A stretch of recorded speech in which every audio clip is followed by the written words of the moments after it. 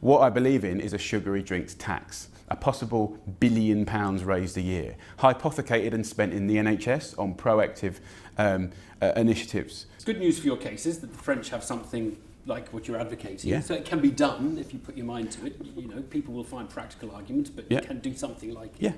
Doing nothing Bad news, it doesn't seem to have made much difference in France. I mean, we're talking about... Oh, it does. I mean, you've got a 3% drop-off, 3 to 4%. 3%, is that all you're talking about? Well, it's a quarter of the size of the tax I'm suggesting. You know, if you look at Mexico, which is a 10% tax, that's a 6 to 7% drop-off in sales. It's symbolic. It's about addressing business.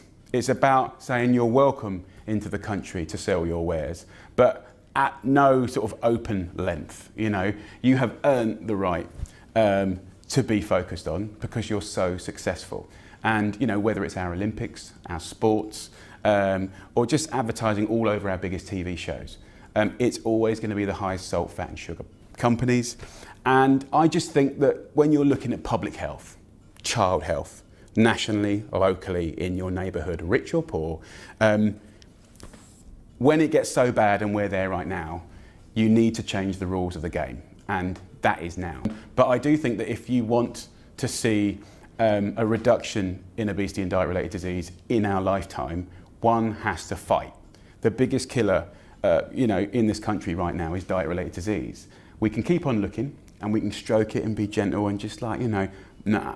Over my dead body, personally. If you look at the last 10 years, if you look at the rhetoric and the paper trail of communications of nutrition on packaging, it's been an absolute mess. Colour coding, voluntary this, voluntary that. It's disgusting. The public is confused. You know, I just stuck that right there.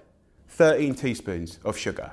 Boom. Now that's not going to stop you buying this product, but it will reduce your consumption. The industry don't want you to have clarity. When you give clarity to the British public, they make good choices.